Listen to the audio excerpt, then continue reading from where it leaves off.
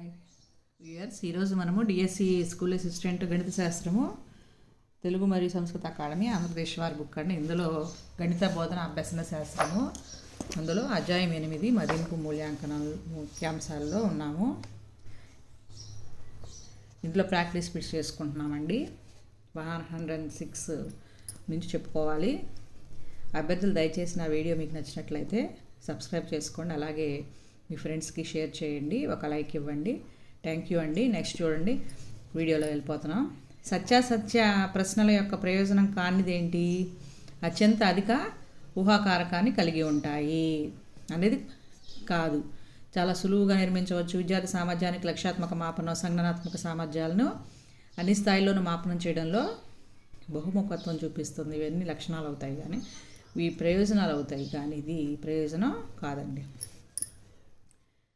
True or falls యొక్క questions యొక్క ప్రయోజనం కానిదన్నమాట. సత్యాసత్య అంశాలు రాయటకు సూచన కానిదేది అంటే, ఇప్పుడు రెండు వ్యతిరేక అర్థాలు వచ్చు మాటలను ఉపయోగించి అంశాన్ని తయారు చేయవచ్చు. వ్యతిరేక అర్థాలు వచ్చు మాటలు ఉపయోగించి అంశాన్ని తయారు చేయలేము ఇక్కడ, కాబట్టి ఇది కాదు. అంశాన్ని, ప్రవచనాన్ని సాధ్యమైనంత సరళంగా, స్పష్టంగా వ్యక్తీకరించాలి. గ్రాంధిక భాషను ఉపయోగించవద్దు. ఒక పరీక్షా అంశంలో ఒకే భావాన్ని వ్యక్తీకరించాలి. ఇలా చేస్తేనే ట్రూ ఆర్ ఫాల్స్ ఖచ్చితంగా తెలుస్తాయి మనకి. సత్యాసత్య విచక్షణ కోరి ప్రశ్నలను లోపం ఏంటి అంటే, విభిన్న సామర్థ్యాలు కలిగిన విద్యార్థుల మధ్య విచక్షణ చూపవు. విచక్షణ అనేది చూపవు అన్నమాట ఇక్కడ, అది లోపము. సంజ్ఞానాత్మక సామర్థ్యాన్ని అన్ని స్థాయిలో మాపనం చేయడంలో బహుముఖత్వం ఇది చూపుతాయి. వస్త్రాయత వీటిని గణన చేయవచ్చు. వస్త్రాశ్రయతో తక్కువ సమయాన్ని తీసుకుంటాయి.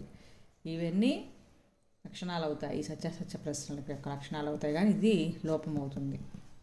విచక్షణ చూపం అన్నమాట.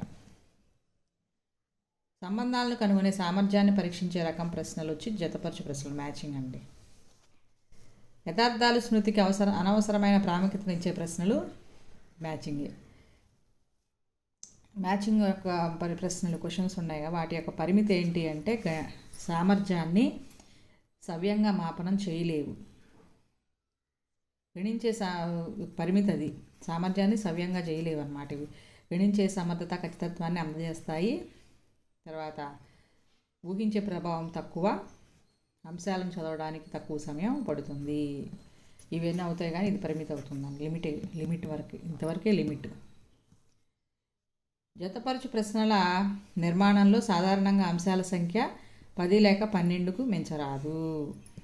అంశాల సంఖ్య 12 కన్నా ఎక్కువ ఉండకూడదండి. 10 లేక 12 మ్యాక్సిమం.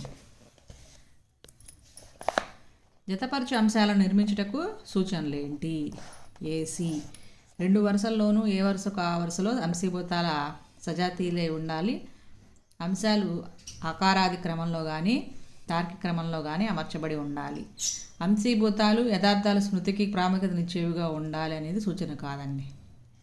తర్వాత విద్యార్థులు సామర్థ్యాన్ని సమయంగా మాపనం చేయలేనివై ఉండాలి కూడా సూచన కాదు. సమాధానాన్ని ఒక్క మాటలో కానీ కొన్ని మాటల్లో కానీ ఇవ్వగలిగిన లక్ష్యాత్మక ప్రశ్నల రకమే అతిలఘు సమాధాన ప్రశ్నలు, వెరీ షార్ట్ ఆన్సర్స్. అతిలఘు సమాధానాల ప్రశ్నలతో మూల్యాంకనం చేయలేనిది భావ వ్యక్తీకరణ శక్తి అనేది వ్యాస ప్రశ్నల్లో ఉంటుంది, కాబట్టి ఇది వెరీ షార్ట్ ఆన్సర్ క్వశ్చన్స్లో చేయలేము మనం. అతిలఘు సమాధాన ప్రశ్నల ప్రయోజనం కానిది సంబంధం లేని యథార్థాలపై కేంద్రీకృతం చేయుట, ఇది ప్రయోజనం కాదు. నిర్మించుట సులభం, దిద్దుట కష్టం అనిపించదు, విద్యార్థి జవాబును సరఫరా చేయాలి, ఇవన్నీ ప్రయోజనాలు అవుతాయి కదా. ఇది సంబంధం లేని యథార్థాలపై కేంద్రీకృతం చేయడం అనేది ప్రయోజనం కాదు. విద్యార్థులు క్లుప్తంగా సమాధానం చెప్పగలుగు సామర్థ్యాన్ని పరీక్షించే ప్రశ్నల రకమే లఘు సమాధాన ప్రశ్నలు. క్లుప్తంగా చెప్తారు, బ్రీఫ్గా. Short answer questions. Short answer questions వల్ల ప్రయోజనం కానిది ఏంటి అంటే, ప్రశ్నాపత్ర తయారీకి ఎక్కువ శ్రమ తీసుకోవాల్సి ఉంటుంది. వస్త్రాశ్రయత దిద్దుటకు అవకాశం ఎక్కువ. సిలబస్ల విషయంలో ఎక్కువ భాగం నుండి ప్రశ్నలు అడగవచ్చు. జవాబపత్రాలు దిద్దడం తక్కువ సమయం పడుతుంది. ఇవన్నీ ప్రయోజనాలు అవుతాయి, కానీ ప్రశ్నాపత్ర తయారీకి ఎక్కువ శ్రమ తీసుకోవాల్సి ఉంటుంది అనేది ప్రయోజనం కాదు.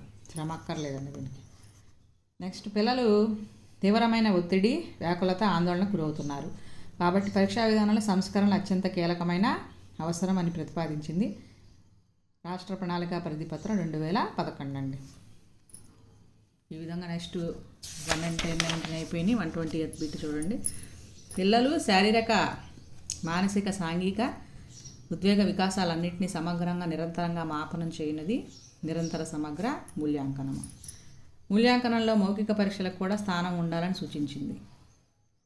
ఏపీ ఎన్సిఎఫ్ ఎస్సిఎఫ్ 2011 అండి. నెక్స్ట్ మౌఖిక పరీక్షలకు కూడా స్థానం ఉండాలి, ఓరల్ క్వశ్చన్స్ కూడా. పిల్లల ప్రగతిని నిరంతర సమగ్ర మూల్యాంకనం చేయడం ద్వారా వారి సంపూర్ణ వికాసానికి కృషి చేయాలని సూచించింది విద్యా హక్కు చట్టం 2009. సంపూర్ణ వికాసానికి కృషి చేయాలి అని. బడి ఈడుగల పిల్లలందరూ విద్య ద్వారా శారీరక మానసిక అభివృద్ధిని సాధించాలని పేర్కొంది విద్యా హక్కు చట్టం 2009. ఈ రెండు ఒకటేనండి.